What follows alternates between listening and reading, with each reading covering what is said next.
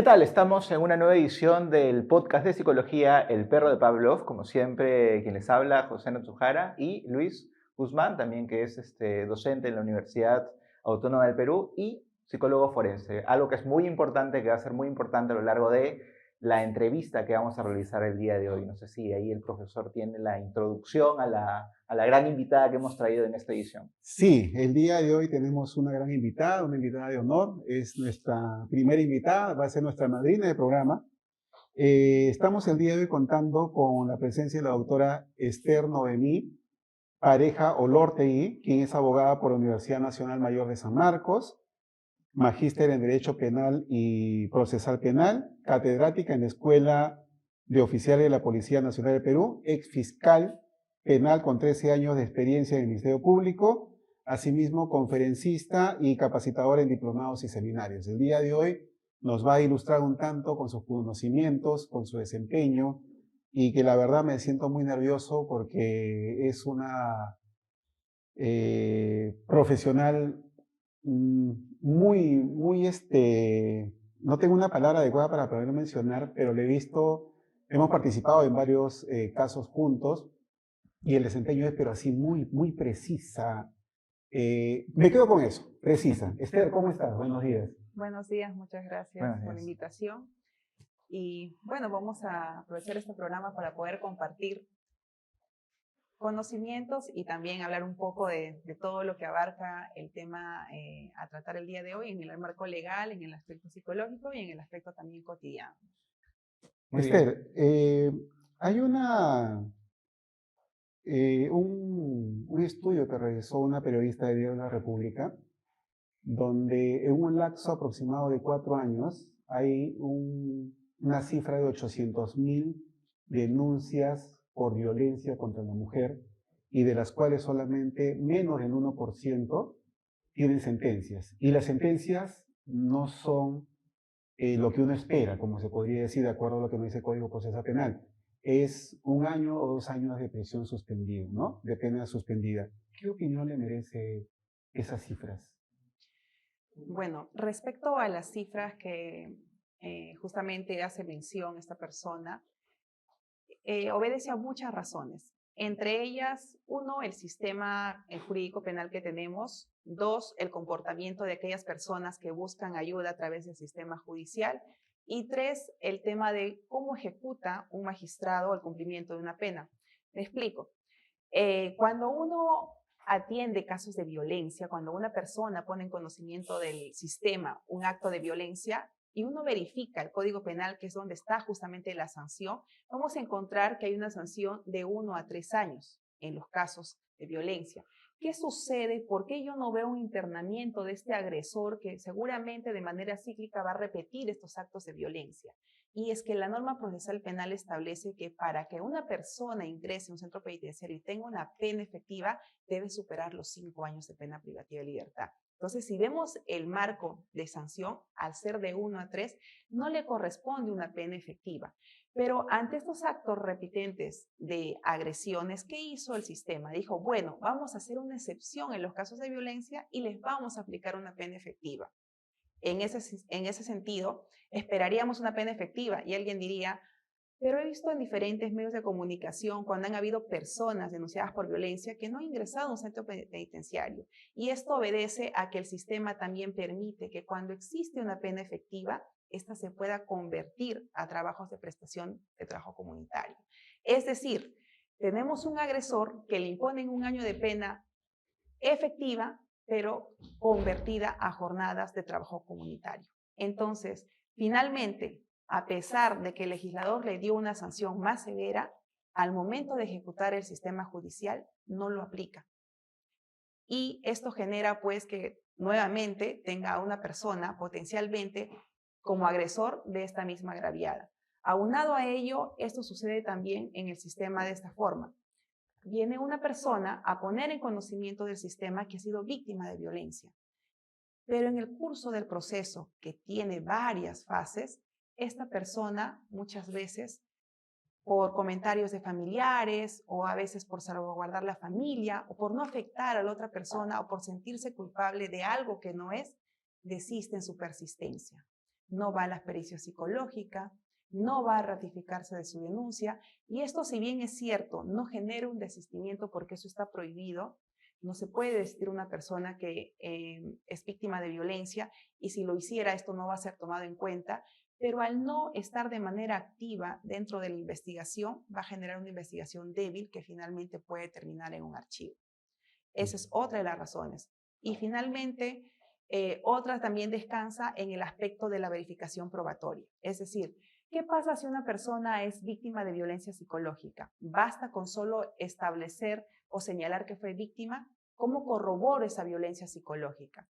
A través de una pericia podría decir alguien, sí, pero ¿qué tal si esta persona al momento de ser evaluada tiene dentro de su personalidad algunas herramientas que le permiten gestionar de manera adecuada, y finalmente esa afectación ella la, vamos a decirlo así, la gestiona de otra forma, la conduce de otra forma, trabajando más, haciendo más actividades, y no se ve representado en la pericia? Entonces esto va a debilitar la investigación y finalmente va a generar también un archivo, ¿no? Son diferentes situaciones que genera una respuesta negativa, vamos a decir, del sistema, pero todos tienen algo en común.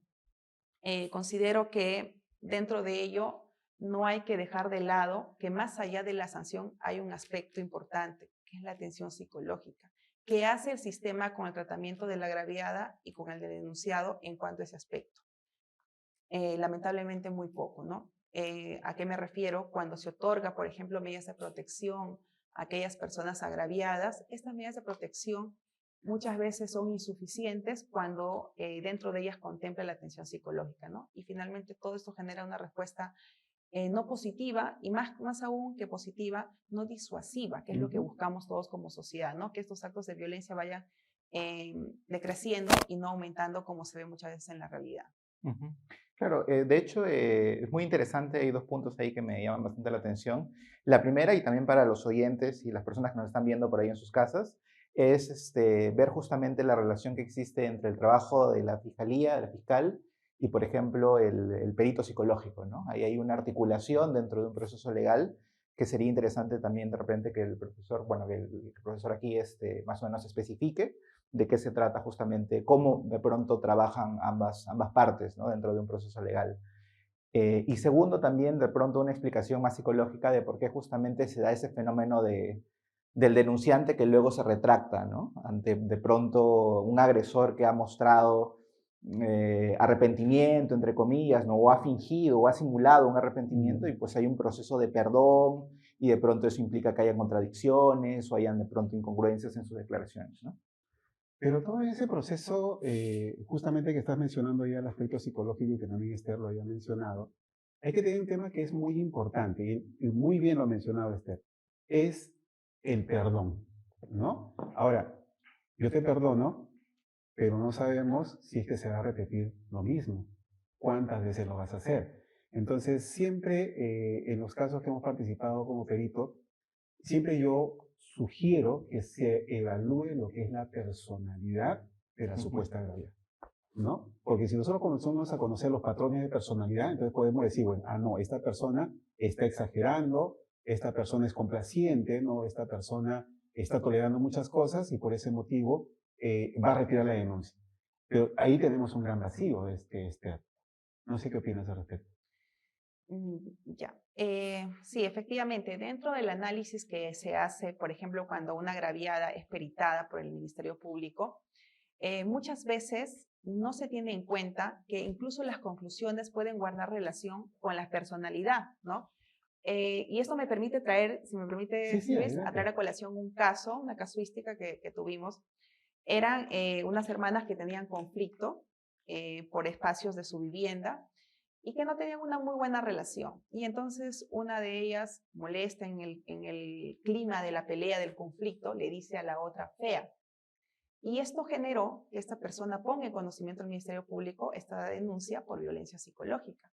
Y cuando se le hizo la evaluación, arrojó entre las conclusiones que tenía afectación psicológica. Y entonces ahí uno se pone a analizar qué tanta implicancia tiene el hecho de que en una sola oportunidad, sin ánimos de normalizar ningún tipo de agresión, pero en ese contexto analítico, una sola expresión que merma de repente su autoestima pueda generar una conclusión tan fuerte como afectación psicológica. Y cuando uno analizaba esta pericia, ¿qué encontraba? Que dentro del ítem que se refería a la personalidad, que estaba bastante pequeño, pero sí permitía advertir que ella tenía dentro de su personalidad, tenía baja autoestima, era una persona que era muy, vamos a decirlo así, de repente me diga Luis en esos términos, como que muy perceptiva a lo que pasaba, muy sensible a lo que pasaba a su Ya. alrededor, ¿no? Que ella lo tomaba muy personal, muy a la defensiva. Entonces, probablemente, más allá del evento, las características propias de su personalidad desvió la conclusión para poder analizar la comisión de un delito, ¿no? Y entonces, sí Es es que importante que en eso se desarrolle o haya un mayor desarrollo de repente, ¿no? ahí tenemos que ver algo que es muy importante, ¿no? Siempre las conclusiones se colocan, ¿no? Somos de la opinión que, y pone pues que tiene indicadores de afectación psicológica. Pero no estamos teniendo en consideración si esos indicadores de afectación psicológica se están relacionados al hecho en sí o si es parte de la personalidad. Por eso tenemos que tener mucho cuidado ahí cuando dice, ¿no? Presenta características o presenta rasgos. Si son rasgos, es inherente, ¿no? Es inherente. Si presenta características, entonces sí podría estar asociado al hecho. Y es eso, de repente, la crítica que yo hago en las pericias del Ministerio Público, que el uso de los términos no es el adecuado. Y eso trae a confusión justamente al órgano encargado de hacer justicia, ¿no? Luis, también para las personas que nos están escuchando y de pronto no están tan familiarizados con los términos, ¿cuál sería la diferencia en todo caso entre estos rasgos y las características? Ya, cuando nosotros hablamos de rasgos de personalidad, estamos hablando de que es inherente ese comportamiento, esa conducta a la persona. O sea, cualquier cosa que le pase va a reaccionar de esa manera. Mm. Cuando hablamos de características, y hablamos un poco de personalidad también, decimos que la personalidad es relativamente estable y predecible. Correcto, ya estaríamos hablando de rasgos. Pero si hablamos de características propiamente, estamos hablando que esa personalidad del sujeto que ha sido agraviado se ha modificado solamente por ese momento, ¿no? Eso es lo que tendríamos que tener en consideración. Entonces, dime. Bueno, está bien. Y también yo quería justamente retroceder a lo que les había preguntado antes, cómo realmente se articula el trabajo de ambos oficios, ¿no? Porque tú pues haces pericias psicológicas y aquí tenemos una fiscal importante. Entonces, ¿cómo realmente es el trabajo juntos? O sea, ¿cómo el Estado los llama? ¿Cómo funciona también de cara a las personas que de pronto no están tan enteradas del proceso? A ver, en ese caso, ¿no? En ese caso, Esther ha sido fiscal durante 13 años. 6 años de fiscal y 13 años en el Ministerio Público, Wow. 13 años en el laborando. Ministerio Público. ¿Se puede preguntar por qué lo dejaste? Sí, claro. ¿Por qué lo dejaste? No se puede. Bueno, yo tenía previsto que a los Ujú. 45 años me iba a retirar del Ministerio Público. Ya. Yo decía para envejecer bonito. Pero un tema de salud hizo que adelante mi decisión 4 años antes, ¿no? Y retirarme a los 41 años del Ministerio Público. En ese momento tuve que poner en balanza el tema de salud que estaba manejando versus el tema de la vocación, ¿no? Y tuve que dar un paso al costado para efectos de pues, rehabilitarme físicamente de una lesión delicada que tenía. Ya. Bueno, siempre es que cuando uno está dentro de la carrera, uno dice, no, yo estoy como fiscal, yo he postulado como fiscal, he ganado una vacante como fiscal, y dejarlo es como si dijera, pues, ¿qué pasó? No tanto te has esforzado para ello y te lo hayas dejado. Bueno, y la salud es muy importante. José nos estaba preguntando sobre la articulación de este tema. Eh, Desde mi objetivo como psicólogo, desde mi punto de vista como psicólogo, digo que es muy importante. Pero, ¿dónde se quiere esa importancia? No sé si usted nos puede ayudar. Cuando hacen el interrogatorio y las preguntas son cerradas, ¿es sí o es no? Y nosotros como psicólogos no podemos decir sí o no, porque tenemos que explicarlo. Nosotros Claro. no somos una ciencia exacta. Entonces, ¿por qué hacen eso los fiscales, Esther? Ya, a ver si me permites, estando a lo que ha comentado Sí, sí, sí, sí. justamente y José. también lo que José y lo que has comentado Luis, vamos a explicar un poco cómo se conecta, vamos a partir de ahí para poder aterrizar en la parte última que es justamente el contrainterrogatorio, que es el juicio oral, la última etapa del proceso. No hay forma de que un ciudadano esté dentro de un proceso penal sin que conozca conceptos básicos, aunque sean técnicos, ¿no? El proceso penal tiene 3 fases concretamente. Una que le llamamos investigación preparatoria, netamente todo lo que es investigar. El otro, etapa intermedia, que es donde el juez va a escuchar a ambas partes, tanto fiscal como defensa, para ver si ese caso tiene una sospecha alta que permita que pase la tercera fase, esto es el juicio oral. Y cada una de estas fases tiene reglas distintas y técnicas, vamos a decirlo así, de litigar distintas. ¿Qué sucede en el caso del derecho y la psicología? ¿Cómo conectan, sobre todo en los casos de violencia, hablemos de violencia sexual y de violencia familiar, en el contexto de los integrantes del grupo familiar? ¿Cómo conectan? Sucede que estos delitos, sobre todo lo que es violencia psicológica y violencia sexual, tienen un factor en común. Mayormente son delitos, le denominamos de naturaleza oculta, no hay testigos. Entonces, ¿tú cómo recreas un hecho donde no hay testigos? Sobre todo los delitos sexuales de menores de edad, mucho más dificultoso. ¿Cómo yo verifico que lo que me está trayendo el ciudadano realmente pasó o no pasó? Dice el fiscal. Entonces se empieza a desarrollar algo que le llama actos de investigación. Empieza a realizar diligencias, llama a un testigo, a otra persona, pero finalmente esos testigos, ¿testigos de qué son? De oídas, de lo que le contaron, no son testigos del hecho. Seguimos en el ámbito de la parte oculta. Entonces, ¿qué es lo que tiene más peso en esos contextos psicológicos para el sistema? Lo que diga el agraviado. ¿Y cómo yo verifico lo que dice el agraviado? Bueno, primero, no revictimizarlo. Entonces, utilizo una única oportunidad, esto es la entrevista en cámara Gesell, que no es cualquier diligencia, es una prueba anticipada. ¿Y qué es prueba anticipada? Como el proceso penal tiene 3 fases, yo tengo que cuidar a esta víctima que no vuelva a ser examinada en juicio. Entonces, en este momento, como si fuera audiencia, le evalúo. ¿Quién le evalúa? El psicólogo del Ministerio Público. Y es este psicólogo quien va a recoger su versión de la forma más asertiva, se entiende de que no contaminarla, de no inducirla, con las palabras acordes que no afecten, digamos, emocionalmente en ese momento a la persona, en el sentido de que no la revictimice, ¿no? Y en esa diligencia donde el psicólogo del Ministerio Público toma la declaración, pues obviamente las va a recoger, las van a transcribir. ¿Y dónde entra a tallar el perito de parte? Como este delito es un delito que se considera de naturaleza oculta, obviamente la otra persona tiene que defenderse de la atribución. Y el perito psicólogo del Ministerio Público potencialmente va a trasladar, 1, lo que dice la víctima, y 2, va a aplicar la guía de entrevista.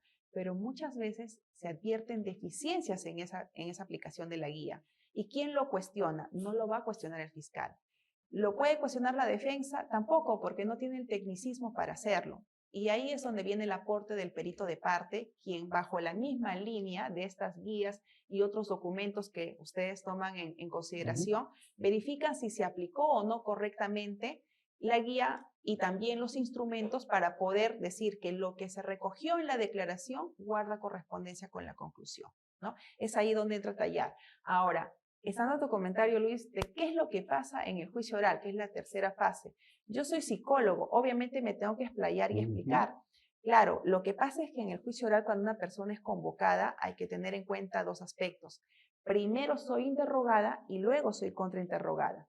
Si usted es mi perito de parte, lo que yo hago es maximizar su explayamiento en el interrogatorio, porque el interrogatorio es justamente esta fase, siempre hay interrogatorio y contrainterrogatorio. Siempre va a haber. Entonces, sí va a poder responder, pero de manera, al momento que es interrogado, es el momento preciso para que usted dé todos los alcances de lo que ha usado, ¿no? Para efectos de concluir de repente de que esa conclusión a la que arribó el perito del Ministerio Público no era creíble, supongamos, ¿no? O no se hizo una aplicación adecuada de las guías. Entonces, en el momento del interrogatorio es donde va a aprovechar aquella persona que es examinada para explayarse y explicar todos los alcances, si hablamos de un perito de parte, de su pericia o su contrapericia, perdón, que ha realizado. Y es el contrainterrogatorio, porque eso es parte de las técnicas de litigación oral, no se aplica solo el perito a cualquier examinado, donde las preguntas ya son cerradas. Se busca un sí, un no. Si bien es cierto, no le va a permitir que se explaye, ¿no? Pero porque las respuestas son cerradas, tampoco hay una limitante, ¿no? A veces sí hay exhortación por parte de los magistrados, conteste concretamente lo que se le ha respondido, pero si dejamos ya claro, vamos a decirlo en el interrogatorio, hay una posibilidad de un mejor manejo de esa situación, ¿no? Muy bien, Conforme. es conforme. Es conforme, pero aún así, en las veces que yo he participado como perito de parte, las preguntas que me hacen necesitan una explicación. O sea, por más que se explicó en el interrogatorio, como lo estás mencionando, pero las preguntas que generalmente suelen hacer, a veces me hacen 2 o 3 preguntas en una sola. Entonces me dice sí o no. Le digo, disculpe, me está haciendo 3 preguntas en una, no le puedo decir sí o no. Ya, incluso ¿no? este tipo de Entonces, respuesta lleva a otro tipo de claro, confusión. ¿no? Claro, y justamente es ahí donde no se formula adecuadamente la pregunta. Y con la Ya. experiencia, discúlpame Esther, con la experiencia que uno va obteniendo a través de cada audiencia de ratificación, ya uno va aprendiendo, ¿no? En qué momento puede decir, disculpe, pero la pregunta, con el respeto que se merecen también, la pregunta que me está haciendo no corresponde. Hay 3 preguntas en una. Si yo le digo sí o le digo no, estoy negando esas 3 preguntas. Ok. O es una técnica de... Ya. Lo que sucede, Luis, es lo siguiente. Cuando una persona es interrogada o contrainterrogada, las partes procesales, ¿a qué le llamamos partes procesales? Fiscal, defensa y abogado de agraviado. Y el juez está Ujú, observando y controlando, dirigiendo. Las partes procesales, al momento que están observando tanto el interrogatorio como el contrainterrogatorio, pueden objetar. ujú, Lo que me acabas de mencionar, me dices, me han hecho 3 preguntas en una. Efectivamente, eso en el derecho se llama pregunta compuesta y está prohibido. ¿Qué es lo que debió haber hecho? Si usted es un perito de parte que le ofreció la defensa debería haber manejado técnicas de litigación oral para efectos de que diga objeción y usted no tenga que verse en la situación complicada de tener que contestar. Pregunta compuesta y no la permiten. ¿Por qué? Efectivamente, si yo sumo 2, basta 2 preguntas ujú. dentro de una, la respuesta no se va a saber si es por la pregunta 1 o por la pregunta 2 y va a generar una distorsión de la información que se está ingresando. Entonces, ahí tiene que ver mucho con el control de la misma defensa de las partes procesales de objetar las preguntas que no son permitidas. También dentro de ello, lo que me mencionas, ¿no?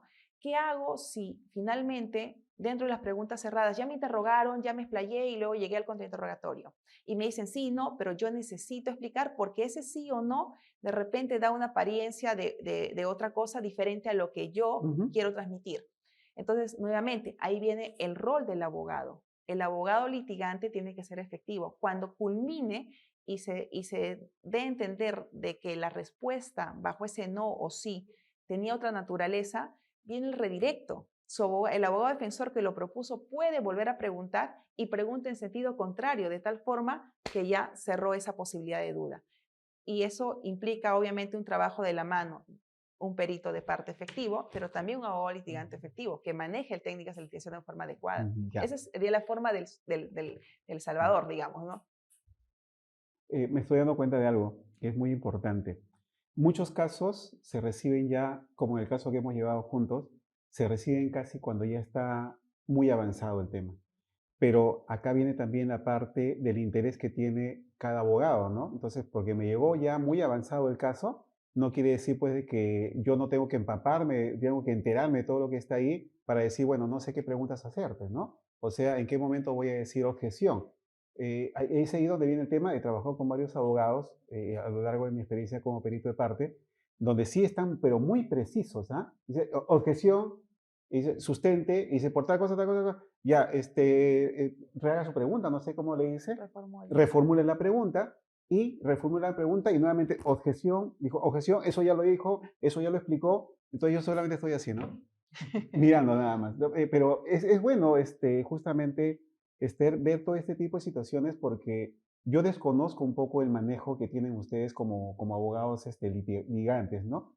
Pero yo solamente me voy a la parte de experiencia que tengo dentro del peritaje, del contraperitaje que hacemos, y muchas veces yo digo, pues yo necesito explayarme, pero ya aprendí, contrainterrogatorio, sí o no. Y si el abogado no hace la objeción, yo contestar y decirle, pues discúlpeme, no le puedo responder esa pregunta. ¿Está permitido eso? Porque yo lo hago. Eh, ya respondió cuando dijo eso. O sea, eso ya es una respuesta. Y es una respuesta. Ya es una respuesta, ¿no? Ya respondió. Pero mire, qué interesante lo que dices, ¿no? Y es que aquí hay un detalle. Hay muchos casos que los abogados, me ha pasado, lo tomamos en la última fase. De las 3 que comenté, en la última fase. Y en la última fase hay un detalle.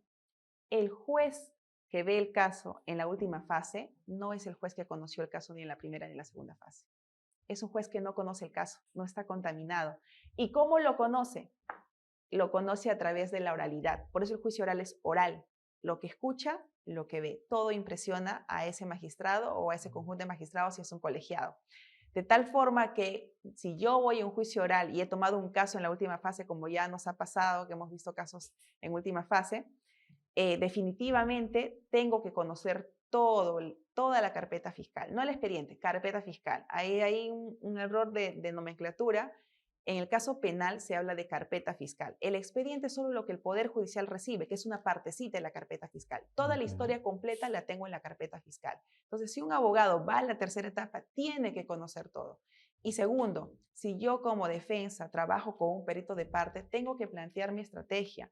Yo puedo tener un perito de parte excelente, pero si no gestiono, no tengo estrategia, el resultado no va a ser el más óptimo. Es como, yo a veces lo traduzco, ¿no?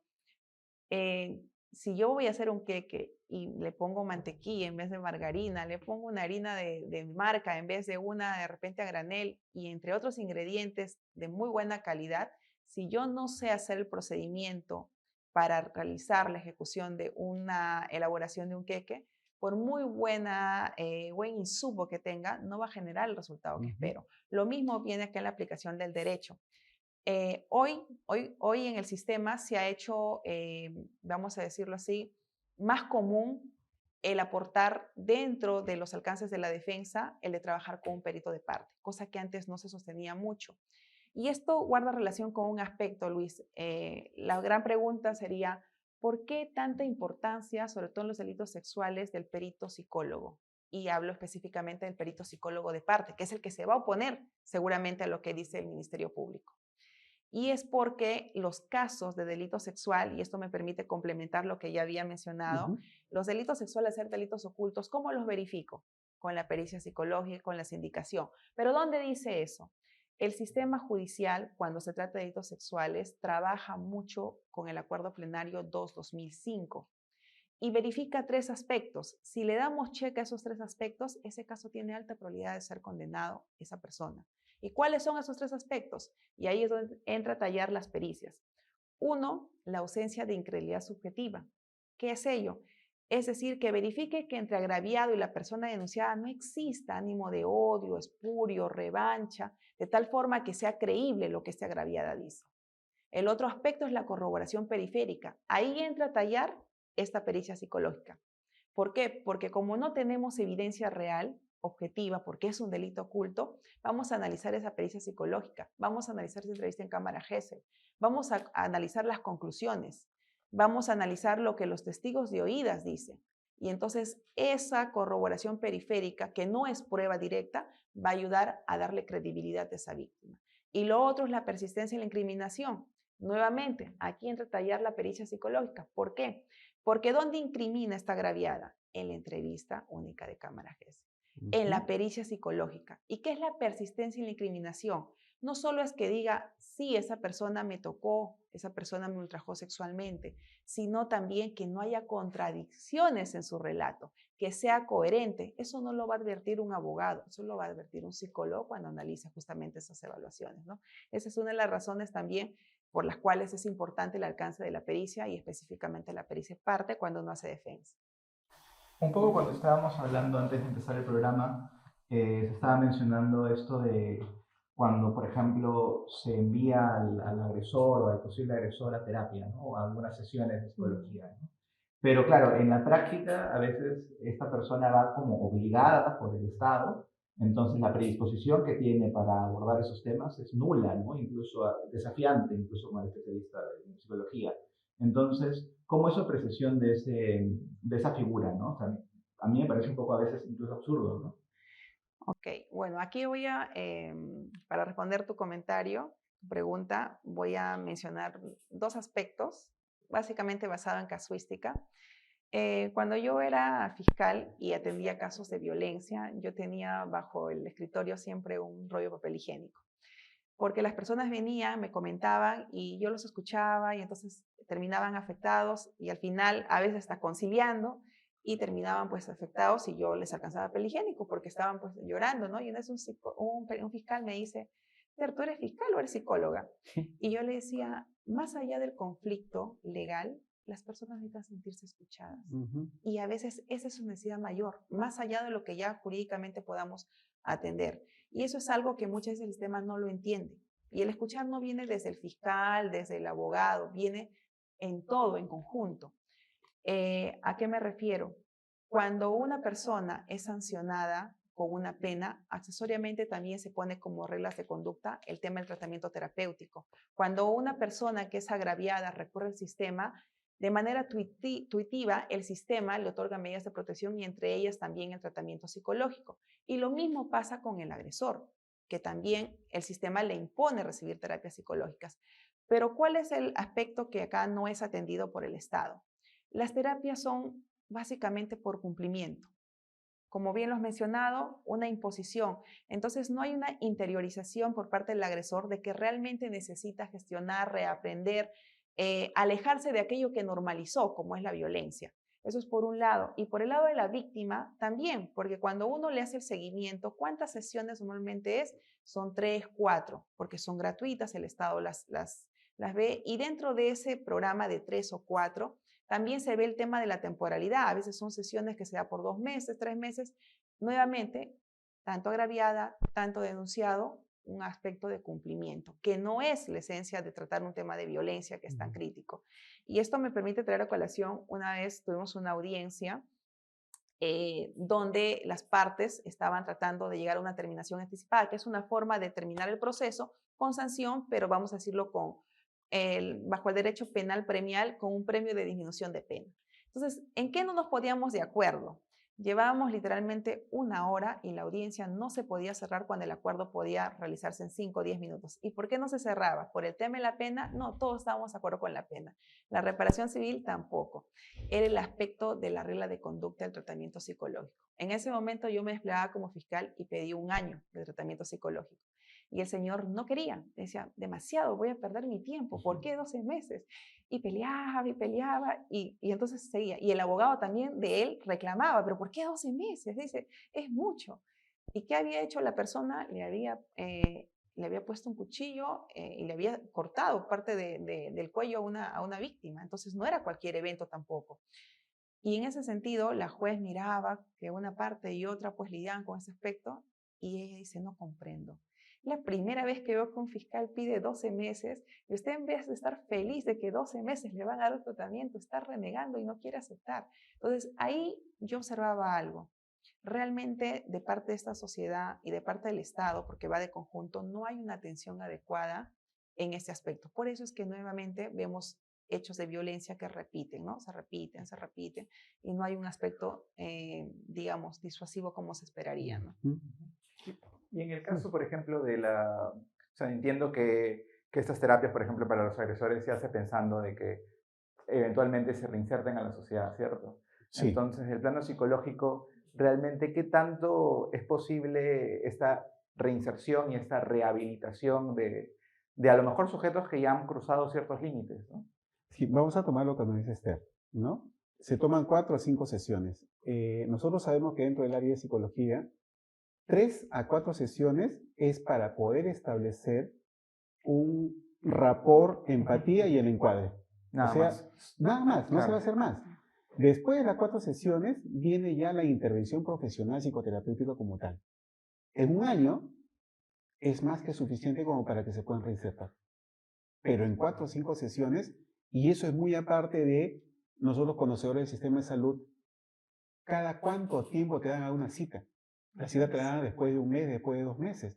Entonces, en sí, las sesiones que vas a tener van a ser 3 o 4 meses. Y eso no es nada efectivo. Entonces, si ya hemos visto, como dice Esther, por ejemplo, que hay una intencionalidad de querer asesinar a una persona, ya no solamente es una terapia como tal, ¿no? Sino es otro tipo de intervención que se tiene que hacer. Y el tiempo es poquísimo. El tiempo es poquísimo. Esther, deseo hacer una pregunta, porque a mí me ha pasado también.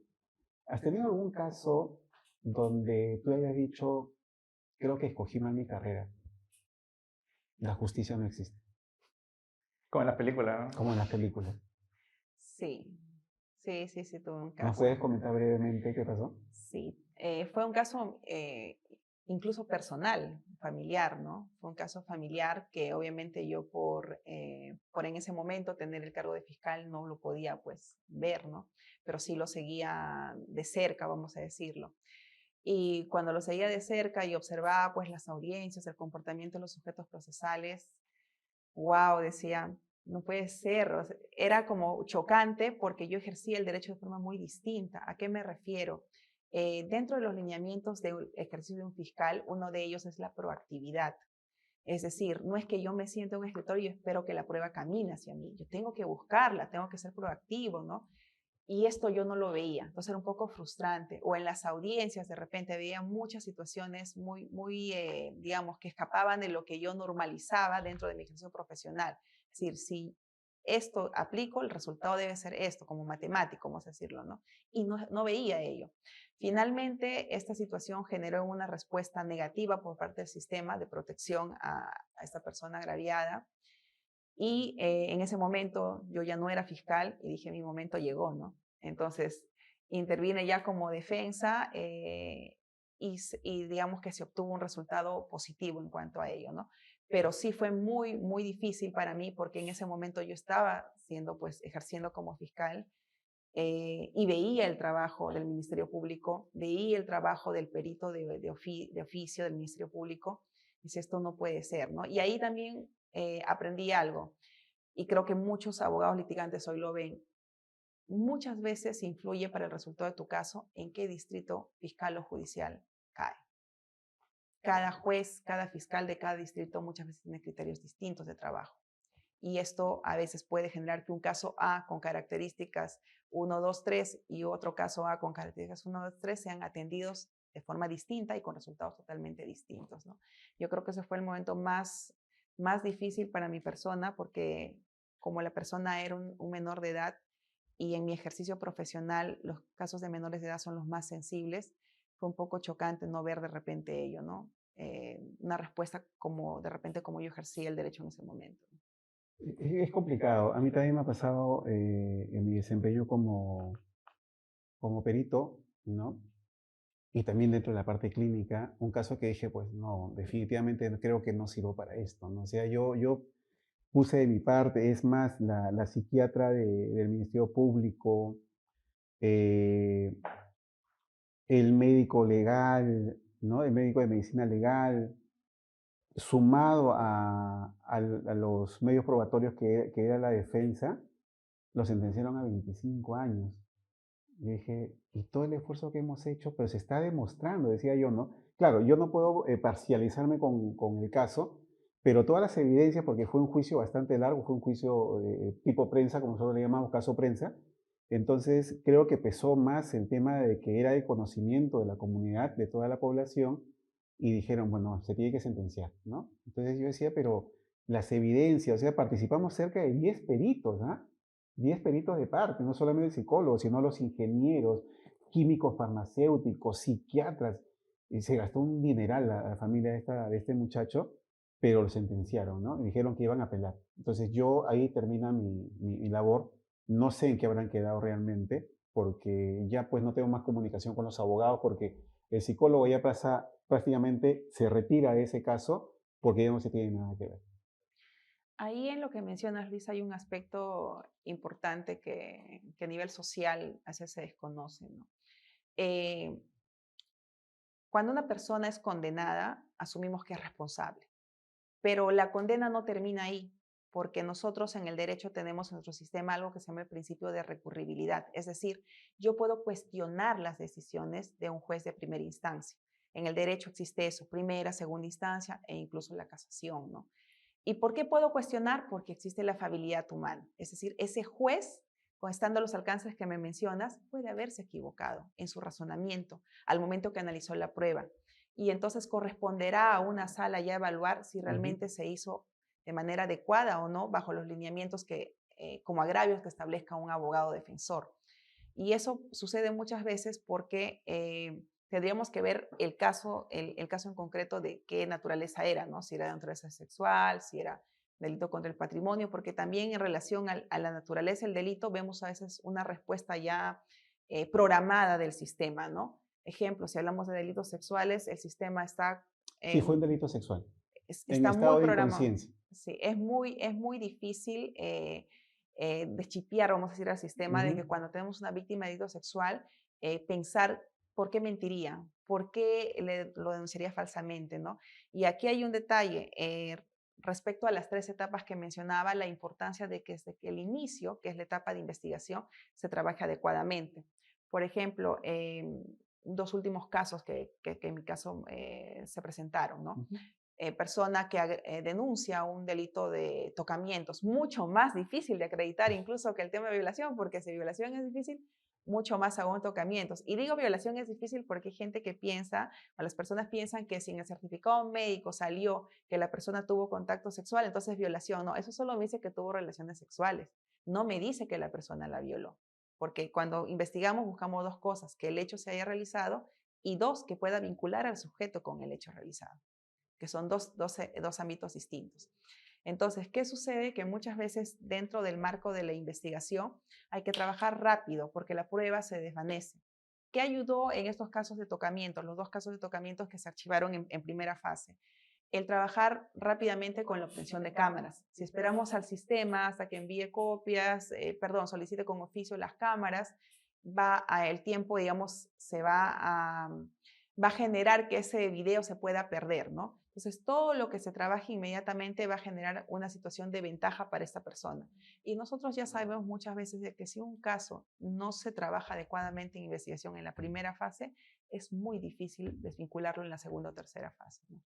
Mira, qué importante con todo lo que estás mencionando, las 3 fases de todo proceso que se realiza, pero justamente ahí viene también la parte psicológica, ¿no? O sea, que es importante sí porque los órganos encargados de hacer justicia pues no son psicólogos, aunque en la especialidad, en la segunda especialidad que he llevado, de 30 que éramos, habían 5 abogados, ¿no? En la segunda especialidad de psicología jurídica y forense, lo cual me pareció estupendo porque ya están conociendo un poco más.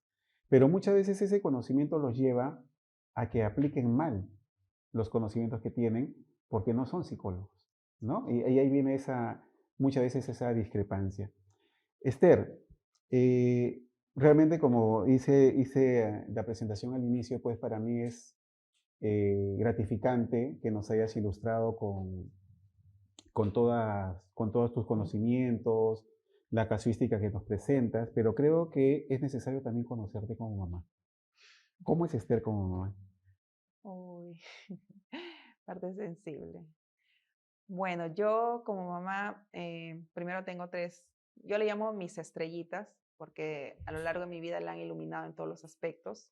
Son 3 varoncitos, 2 en etapa escolar y 1 en etapa universitaria. ¿Y cómo es como mamá? Bueno, al ser varoncitos, pues no sé cómo funciona, explíqueme desde la psicología, pero cuando tenemos varones somos así, ¿no? La mamá con los hijos. Entonces sí, yo me transformo, creo. Y lo aprendí porque hace muchos años, cuando recién empezaba en el trabajo fiscal, yo recuerdo que salía del trabajo fiscal así como si fuera militarizada, por así decirlo, ¿no? Normas y hay que cumplir. Y llegaba con todo el estrés a casa. Y un día una amiga psicóloga me dice, no, Esther, una vez que llegas a la puerta, se acabó el cargo, se acabó la fiscalía, eres mamá, ¿no? Y eso me ayudó a manejar una relación con ellos, digamos, más flexible, más querendona, más suave, ¿no? Porque trabajar en el sistema penal realmente es duro. Son casos tan fuertes. Sí, Yo considero que el derecho penal ve literalmente la deshumanización del ser humano. Es demasiado fuerte lo que se ve, ¿no? sí, y yo siempre digo que nosotros, tanto en el ámbito psicológico como en el ámbito penal, vemos qué tan perversos podemos ser como seres humanos, ¿no? Igualmente mi hija me dice, ¿no? Bueno, mi hija no, mis amigos me dicen, oye, tú como psicólogo, pucha, tu familia será, pero lo máximo. Digo, no, yo en casa soy papá. Digo, aparte que no me pagan, ¿no? Y si yo los voy a ver como pacientes, digo, le voy a permitir que ellos hagan todo lo que quieren. Y no puede ser así, ¿no? El papá enseña, es el ejemplo, pero también sanciona, ¿no? Y ellos saben, yo soy muy, muy contemplativo con mis hijos, pero cuando yo le digo, estás con tarjeta amarilla, te voy a sancionar, ojo, y esa palabra sanción es porque he sido militar anteriormente, y le digo, no, ya estás castigado. Pero el tema es que no le digo cuál castigo es un castigo psicológico. Están castigados, pero no saben de qué, o sea, no saben qué hacer. Me No tiene que saben si pasar el pueden, tip. Me tiene que pasar el tip.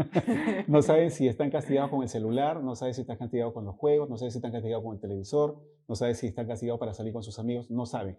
Dice, papá, estás castigado. Pero es que no me dices cuánto tiempo, depende de tu comportamiento. Entonces los tengo así por ese lado, es complicado. Ya te va a tocar, José. Bueno, espero que no, pero bueno, está bien.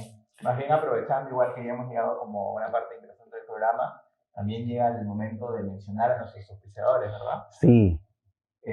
Bueno, este programa, El Perro de Pablo, llega gracias a nuestros auspiciadores que le debemos en realidad la vida, todo, la estancia, todo, absolutamente todo. Y uno de ellos es Creaciones Yulisa, ¿no? Si eres de pronto una mujer preocupada por tus nuevos outfits, por no estar repitiendo ahí de pronto las mismas prendas, ya si bien es cierto, ganó la Met Gala, pues ya se puede ir preparando a las personas para la segunda, ¿no? De repente, a ver, invitación, ahí uno tiene que estar pues siempre preparada, ¿no? Creaciones Yulisa, te esperamos en el corazón de Gamarra, Galería Santa Lucía, tienda 109, secciones F y G. Dale un giro a tu estilo con Creaciones Yulisa. Igualmente agradecemos también al Centro de Rehabilitación Aprendamos a Vivir Otras Terapias. Es un centro de rehabilitación donde yo también presto apoyo, presto labor profesional a todo tipo de adicciones, ¿no? Hoy día estamos viendo, de repente, Esther también ha visto algunos casos que se han dado desde el punto de vista penal por temas de adicciones. Entonces, nos encontramos muy cerca de acá, estamos en el Cono Sur, y le agradecemos especialmente a Cristian Loza, que nos abre las puertas, no solamente para poder trabajar ahí, sino también ir con nuestros estudiantes a que hagan sus prácticas preprofesionales. Así es. Aprendamos a vivir y otras terapias. La dirección es calle Samoa, manzana W1, lote 13, en la prolongación Hawái Lurín. Porque siempre es un buen momento para sanar y avanzar. Sí, estupendo. Esther, dejamos la parte de mamá porque te he visto que te has movilizado emocionalmente y no estamos en terapia psicológica. Estamos en una entrevista contigo, una conversación de verdad muy amena, me da mucho gusto. Dentro de todo lo que hemos estado conversando, has visto que no haya un tema para poder defender, perdón, para poder ejercer una denuncia, para poder hacer una denuncia, que no haya un tema de odio, que haya un tema de rivalidades, que no haya un tema de conflicto de intereses. Y eso me lleva a preguntarte si la ficha de evaluación de riesgo es realmente objetiva o es muy subjetiva. Qué interesante tu pregunta, Luis. En lo personal, considero que la ficha de valoración de riesgo no genera ningún aporte, al ser un elemento demasiado subjetivo. Si vemos la ficha de valoración de riesgo, son un pliego de preguntas, donde yo podría tranquilamente mentir y en función de eso va la escala numérica y saca, pues, ¿no? Riesgo severo, riesgo leve, ¿no? Y de tal forma que uno no aporta, sin embargo, dentro del marco de la investigación, muchas veces los casos que llegan a juicio oral, el fiscal plantea a la ficha de valoración de riesgo como un elemento para verificar el delito, ¿no? En ese caso, yo suelo oponerme porque obviamente este es un documento netamente subjetivo y dos, y esto me permite ampliar un poco para efecto de ilustración, ¿no? Y es lo que muchas veces desconocen las personas. Justo ayer tenía una persona que me consultaba en relación a esto y tuve que explicarle cómo es que el sistema atiende los temas de violencia. Cuando una persona pone en conocimiento el sistema que ha sido víctima de violencia, se abren dos puertas. Una es la de la investigación, que va a conducir el fiscal, que va a traer declaraciones, ¿no? Entre otras diligencias para verificar. Y otro es el ámbito de protección, el aspecto tuitivo, que es el Poder Judicial que va a otorgar medidas de protección, que es muy independiente a la investigación. Entonces, dentro del aspecto tuitivo, incluso las medidas de protección son otorgadas solo con la ficha de valoración de riesgo. Y obviamente las personas afectadas, en este caso el denunciado, va a interponer una apelación, un cuestionamiento, porque no es un elemento objetivo. Considero que hacer netamente declarativo no debería tomarse en cuenta para el análisis de delitos tan graves, tan gravosos como por ejemplo, los delitos sexuales, ¿no? Que incluso llegan a tener un alcance de una pena de cadena perpetua, ¿no? Imagínense tomar una ficha de valoración como un elemento que vincula también a la persona con el delito que se le atribuye, ¿no? Y si es que es una herramienta tan eficiente, ¿no? Me parece que es algo que comparten ambos. ¿A qué se debe que exista? O sea, ¿quién ha estado detrás de ese instrumento o quién ha ponderado que ese instrumento tenga que tener ese peso, ¿no? Es que forma parte, cuando se hace una denuncia en la comisaría, el CEMS, que generalmente es el Centro de Emergencia Mujer, es que generalmente aplica esta ficha de evaluación de riesgo. Voy a dar mi punto de vista psicológico. Cuando una persona está con toda esa emoción negativa de odio hacia la otra persona que supuestamente la agravió, la violentó, la maltrató, tenemos que tener en consideración que ese odio está trasladado a que tiene que hacerse justicia. Entonces, si a mí me preguntan, ¿te pegó? Sí. ¿Cuántas veces? Todos los días. Todo lo que te preguntan en la ficha de evaluación de riesgos va a decir, sí, sí, sí. E inclusive hay una parte donde dice, ¿tiene un arma de fuego? Y muchas veces dice, sí. ¿La has visto? No, solamente me dijo que tenía. O sea, no es nada objetivo. Yo particularmente cuando observo y estoy analizando esa ficha de evaluación de riesgo, yo digo, pero no están contemplando acá la parte psicológica, ¿no? Porque cuando una persona se siente agraviada, quiere que castiguen al agresor. Y para que castiguen, muchas veces se miente. No sé qué... Hay como un acto vengativo ahí donde, digamos, ya no importa, la verdad, yo lo que quiero es hundir a esta persona, ¿no? Justamente lo que dijo Esther, ¿no? Justamente lo que dijo Esther, que dijo que no haya ninguna intención de venganza, que no haya ninguna intención de dolo frente a esa situación. Pero Esther, ayúdanos por favor, porque de verdad lo estamos viendo desde el punto de vista psicológico, sí. Pero el punto de vista legal también ya dice que es subjetivo. Pero ¿cómo es posible que hayan hecho los fiscales prácticamente que asuman, ¿no?, que tiene riesgo severo, por ejemplo?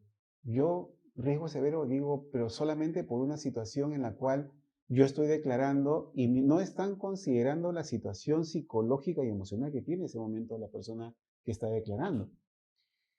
Claro, en cuanto a la ficha de valoración de riesgo, que finalmente va a ser uno de los elementos conforme a la Ley de Violencia Familiar, la 30364, establece pues que uno de los criterios que se va a ponderar va a ser la ficha de valoración de riesgo y la conclusión que ésta puede indicar, ¿no? Si es un riesgo leve o severo o moderado.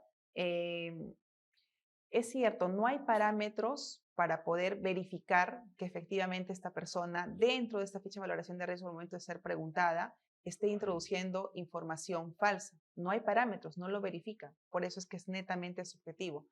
Y muchas veces el Poder Judicial en este comportamiento tuitivo, protector ante la presunta víctima, se otorgan medidas de protección, como se dice, a diestra y siniestra, ¿no? No se mide el impacto de las medidas de protección. Y tanto es así que muchas veces se vulnera incluso lo que la ley establece, la ley de violencia, para otorgar las medidas de protección. Las medidas de protección hoy en día se deben otorgar bajo tras la realización, perdón, de una audiencia. Sin embargo, muchas veces no se otorga convocando audiencia. Y la única excepción que la ley de violencia establece para incluso no convocar audiencia en caso de ficha de valoración es cuando la ficha de valoración de riesgo sea severo, indique que el riesgo es severo. Si no hay ello, debería convocarse audiencia. ¿Para qué? Para escuchar a la otra parte también y ver qué tan cierto es esto. Ejemplo, lo que usted acaba de mencionar, ¿no? Dice, ¿qué tal si la persona que es preguntada en esta ficha de valoración dice, sí, sí tenía un arma, cuando finalmente no tenía un arma? Si hubiera realizado este juez una audiencia como corresponde, podría haber escuchado a la contraparte, ¿no? Antes de otorgar las medidas de protección.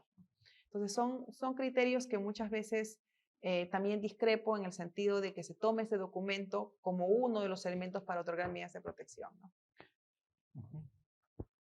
Solo hacerte una última pregunta. No sé si José tienes algún otro comentario antes de hacer la última pregunta.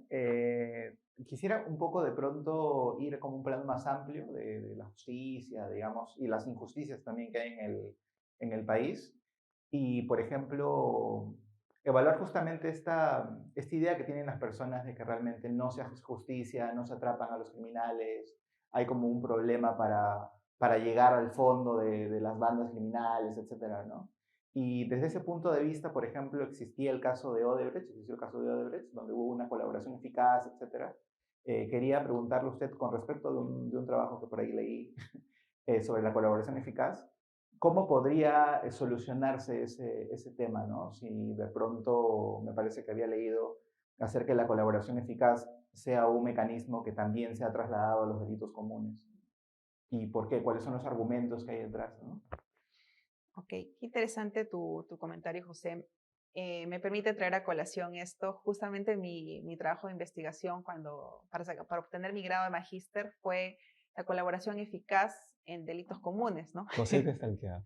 Sí, bueno, me he preparado, ¿no? He hecho la tarea. Sí, ya me di cuenta.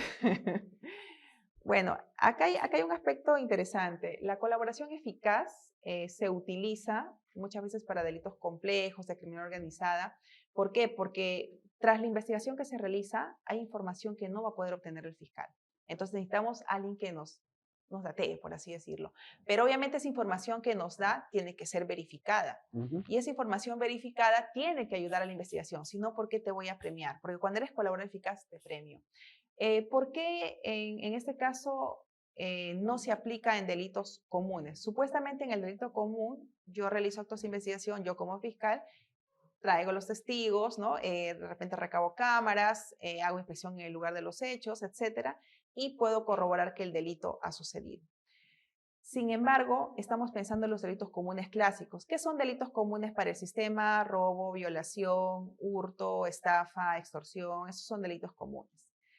Pero hubo un caso donde habían una pluralidad de imputados, estamos hablando de más de 15 personas, con 8 delitos comunes en el cual habían situaciones que no podían manejarse solo con lo que se realizaban los actos de investigación. Y habían personas que guardaban información que era relevante para poder esclarecer el hecho. Pero había el impedimento legal, ¿no? Entonces, yo creo que no debería sesgarse solo a un cierto tipo de delitos cuando finalmente el fin en común es el mismo, esclarecer un hecho. Cuando una persona pone en conocimiento un evento presuntamente delictivo, lo que está diciendo el sistema es esclarece este evento, ¿no? Porque cada quien viene con su versión. Tú como fiscal o como juez no sabes realmente qué ha pasado, pero la colaboración eficaz permite también ayudar en ese aspecto de corroborar o de esclarecer un hecho, ¿no? Que en lo personal considero que debería extenderse a más delitos, ¿no? No solo a ciertos delitos. También al momento, me imagino, de investigar bien, por ejemplo, cuáles son los cabecillas, quiénes están detrás, ¿no? Que a lo mejor de otro modo, pues no se llegaría a esas conclusiones, no se llegaría a esas personas, ¿no? Pero con la colaboración eficaz, teniendo a personas que están justamente dando información sobre su propia organización para reducirse, me imagino, Sí. años de pena, entonces me imagino que eso puede ser más posible, ¿no? Dentro del Perú, además, ¿no? Que imagino que gran parte de las personas que son atrapadas, pues no pertenecen digamos, los puestos más altos de su organización necesariamente, ¿no? Así es. José ya hizo la pregunta, ya englobó la pregunta que yo te quería hacer al final. Esther, ¿dónde te puede encontrar? ¿Cuál es tu número de contacto? Porque totalmente recomendable. De verdad que el día de hoy me has hecho un resumen de toda mi segunda especialidad en estos pocos minutos que tenemos juntos. Bueno, ¿Y qué casos ves? yo veo netamente derecho penal, soy especialista en derecho penal y eso es algo que también me permite, o vamos a decir, su comentario me permite cuestionar un poco, ¿no? Y llamar al tema de la reflexión. El derecho en el Perú lamentablemente no se ejerce por especialidad. No hay una práctica adecuada del derecho por especialidad. Lo que sí vemos, por ejemplo, en el campo de la medicina, donde tenemos que atender a un menor, a un infante, y sabemos que vamos a ser un especialista en menores, un pediatra o un trauma de repente o una lesión y vamos a un traumatólogo.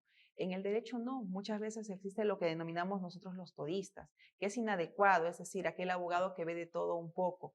Eso le quita especialidad y conocimiento técnico a quien está conduciendo un caso o atendiendo un caso. De tal forma que mi persona, tanto académicamente como profesionalmente, está formada netamente en lo que es derecho penal y dentro de ello el ámbito procesal penal, ¿no? Encontrarme, bueno, en Facebook, Instagram o en el TikTok con Esther Pareja, abogada penalista, y el número de contacto 982-312-776, ¿no? Ahí está. Muchas gracias. Muchísimas gracias por haber asistido aquí a Hacer nuestra madrina, digamos, Sí. de esta sección del Es programa. para que no des Mi banda. no des la patadita, no des la patadita. Y bueno, a todos los oyentes, las personas que nos han visto, que han disfrutado del programa, sepan que, bueno, son una semana, pues tenemos una tertulia, yo y Luis, y la siguiente semana, pues tenemos un invitado siempre en el programa. Y si quieren seguirnos en redes sociales, pues nos pueden buscar en YouTube como El Perro de Pablo Podcast y también en Instagram como El Perro de Pablo Podcast. Entonces ya saben dónde encontrarnos, de pronto dónde vamos a estar subiendo novedades y también próximos concursos gracias a nuestros auspiciadores, donde pueden de pronto obtener algunos premios que les puedan interesar. Sí, muchísimas gracias, Esther. A ustedes, gracias. a ustedes. Espero que muchas te hayas sentido cómoda con nosotros el día de hoy. Creo que las cámaras me generan, sí, pero la de acá me sentí muy cómoda. Muy Muy bien, bien. Like muchísimas para esta gracias. cámara. Muchísimas gracias. A ustedes. Nos vemos, cuídense. Cuídense. Chao Gracias. con todos.